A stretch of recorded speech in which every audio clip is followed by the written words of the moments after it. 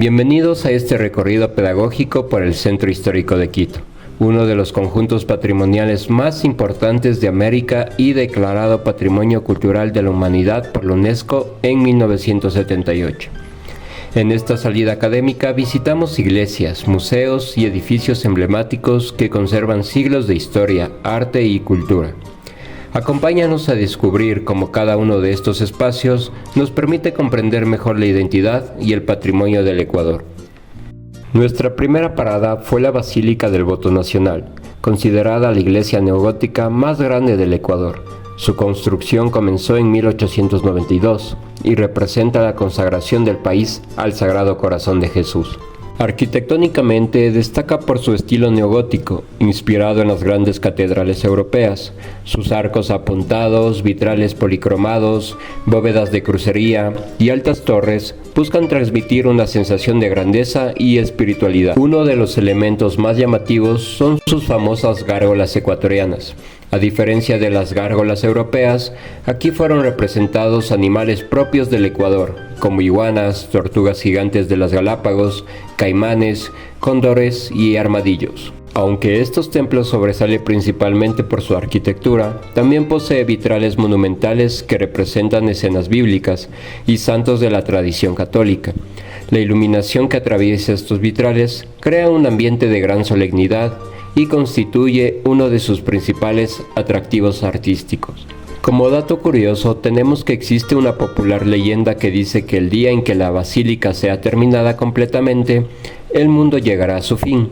Por ello, aún hoy se considera una obra inconclusa. Continuamos nuestro recorrido en el Museo Camilo Egas, ubicado en una antigua casa colonial del centro histórico. Este museo conserva el legado del pintor quiteño Camilo Egas, uno de los máximos representantes del movimiento indigenista ecuatoriano. Una de las obras más representativas es Las Viudas, donde Camilo Egas retrata el sufrimiento y la fortaleza de las mujeres indígenas, utilizando una composición sobria y colores que transmiten dolor y resistencia. Otra obra destacada es Guerreros, que representa la fuerza y la dignidad de los pueblos originarios, resaltando la identidad indígena como protagonista de la historia nacional. También apreciamos su obra Danza del Sátiro, una pintura donde el artista incorpora influencias surrealistas y simbólicas, evidenciando la evolución de su estilo artístico después de su estancia en Estados Unidos. También, desde el punto de vista arquitectónico, la vivienda mantiene las características tradicionales de las casas coloniales. Un patio central rodeado por corredores, balcones de madera y gruesos muros de adobe, los cuales ayudaban a regular la temperatura interior. Como dato curioso tenemos que, además de exhibir obras de Camilo Egas, el museo organiza exposiciones temporales de arte contemporáneo, creando un diálogo entre el pasado y las nuevas expresiones artísticas. Nuestra siguiente visita fue la Iglesia El Sagrario, considerada una de las obras maestras del barroco. En este templo destacan los frescos realizados por Francisco Albán, que representan escenas de la Biblia con una notable influencia barroca. Además, el altar mayor constituye una verdadera obra de arte, gracias a sus tallados en madera recubiertos con pan de oro. En su fachada sobresalen los arcos de medio punto, las columnas jónicas y corintias, así como un elegante frontón clásico, que aporta equilibrio y majestuosidad al templo. En el interior, la nave principal está cubierta por una bóveda de cañón y una gran cúpula decorada con frescos de escenas bíblicas, iluminada por una linterna que permite el ingreso de luz natural, que además los retablos de madera tallada, recubiertos con pan de oro y decorados con columnas salomónicas, muestran el esplendor del barroco quiteño. Uno de los elementos más destacados es la mámpara barroca, tallada por Bernardo de Legarda, considerado una de las obras maestras de la escuela quiteña por la delicadeza de sus tallados, ángeles y motivos vegetales. Como dato curioso tenemos que, aunque muchos visitantes creen que es una iglesia independiente, en realidad forma parte del conjunto arquitectónico de la Catedral Metropolitana de Quito y funciona como su capilla sacramental. La siguiente iglesia a visitar fue la Iglesia de la Compañía de Jesús, la cual es considerada una de las máximas expresiones del arte barroco en América Latina. Su construcción tomó más de 160 años, reflejando el trabajo de varias generaciones de arquitectos y artesanos. Su imponente fachada, tallada en piedra volcánica andesita, está decorada con columnas corintias, nichos, relieves y un frontón curvo que reflejan la influencia del barroco europeo. En el interior, la nave principal está cubierta por una bóveda de cañón que conduce la mirada hacia el altar mayor, mientras que la cúpula ubicada sobre el crucero aporta amplitud y un imponente espacio. Ahora, los retablos están elaborados en madera tallada y recubiertos con pan de oro.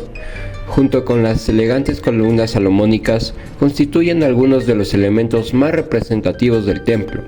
Además, los púlpitos confesionarios, esculturas y pinturas de la escuela quiteña complementan la decoración con un extraordinario nivel artístico. Entre las obras de arte más importantes que se encuentran dentro de esta iglesia, tenemos a la imagen de la Dolorosa, la cual es la representación de la Virgen María en su profundo dolor ante la pasión de Cristo.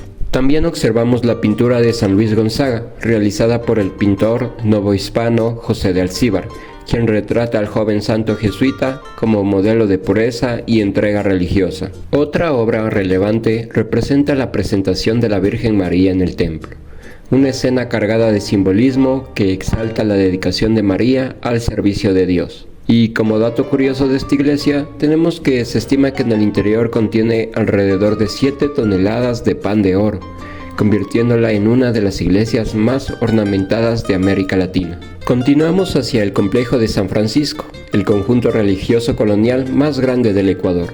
Su construcción comenzó apenas unos meses después de la fundación española de Quito y tardó cerca de 150 años en completarse. Su arquitectura combina estilos renacentistas, manieristas, barroco y mudéjar, resultado de las distintas etapas constructivistas. En su interior se conservan más de 3.500 obras pertenecientes a la escuela quiteña, una de las escuelas artísticas más importantes de América. Entre sus obras importantes tenemos al Cristo crucificado, una de las representaciones religiosas más importantes del museo, símbolo del sacrificio de Cristo dentro del arte colonial. Otra obra importante es el Jesús del Gran Poder, escultura realizada por Cruz Elías Rivadeneira, considerada una de las imágenes religiosas más veneradas del Ecuador. Asimismo, esta obra de Bernardo de Legarda representa al arcángel como vencedor del mal, con una extraordinaria riqueza de detalles.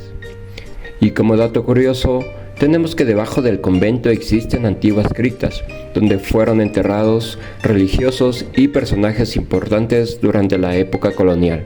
Nuestra visita continuó en la iglesia de San Agustín, construida a inicios del siglo XVII y considerada uno de los espacios más importantes de la historia republicana del Ecuador. La iglesia de San Agustín y el Museo Miguel de Santiago conforman uno de los conjuntos patrimoniales más importantes del centro histórico de Quito. Su arquitectura combina los estilos renacentistas y barroco, evidentes en los arcos de medio punto, las columnas dóricas y jónicas, así como en los amplios claustros y patios interiores que caracterizan la vida conventual de la época colonial. En el interior del templo sobresalen la bóveda de cañón, la cúpula central y los retablos de madera tallada recubiertos con pan de oro, enriquecidos con columnas salomónicas, esculturas religiosas y delicados tallados realizados por artistas de la escuela quiteña. Por su parte, el museo conserva las antiguas galerías y corredores del convento, donde se exhiben las obras de Miguel de Santiago, uno de los pintores más importantes del arte colonial ecuatoriano.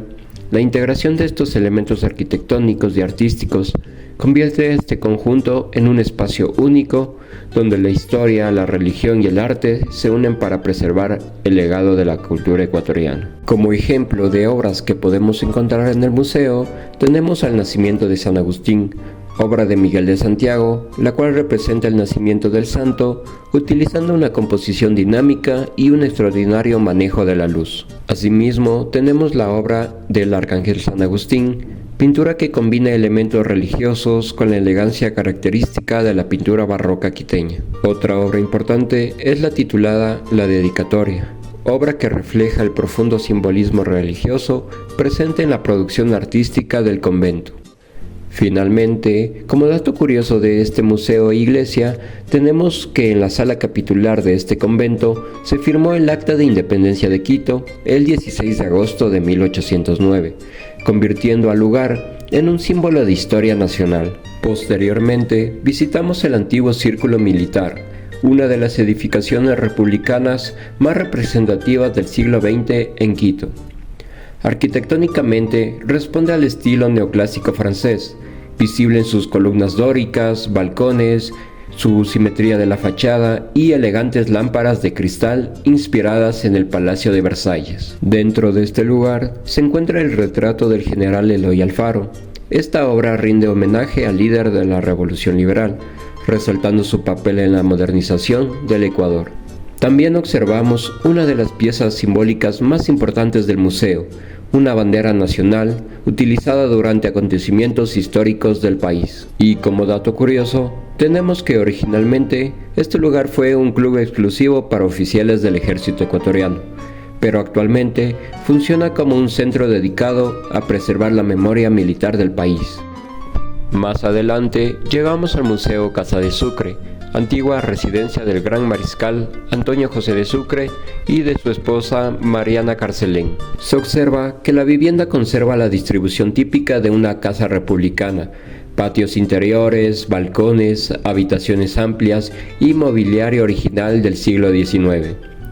Cada sala permite conocer cómo vivían las familias de la élite durante los primeros años de la República. Como pinturas importantes que podemos encontrar dentro de este lugar, tenemos el retrato de la familia del mariscal Sucre, que muestra el entorno familiar del héroe de la independencia. Asimismo, tenemos el retrato de Mariana Carcelén, la cual fue pintada por Antonio Salas, considerado uno de los retratistas más importantes del Ecuador republicano. Otra de las obras más importantes es el retrato de Juan Prim y Prats, obra realizada por Luis de Madrazo, ejemplo destacado de retrato académico del siglo XIX. Y finalmente, como dato curioso de este lugar, tenemos que gran parte del mobiliario, utensilios domésticos y objetos personales pertenecieron realmente a la familia de Sucre Carcelén, lo que convierte al museo en uno de los mejores conservados de este periodo. Finalizamos nuestro recorrido en el Museo de la Moneda, donde conocimos la evolución económica del Ecuador desde las culturas prehispánicas hasta la actualidad. El museo exhibe monedas, billetes, estampillas, medallas y objetos arqueológicos que permiten comprender los cambios en los sistemas de intercambio comercial. El edificio mantiene elementos de la arquitectura republicana y adapta sus espacios para una museografía moderna e interactiva. Entre las piezas más valiosas se encuentran las hachas moneda, utilizadas por culturas prehispánicas como medio de intercambio mucho antes de la llegada de los españoles, además de los antiguos sucres ecuatorianos que circularon antes de la dolarización. Hemos llegado al final de este recorrido por el Centro Histórico de Quito, un espacio donde la historia, el arte y la arquitectura convergen para preservar la memoria y la identidad de nuestro país.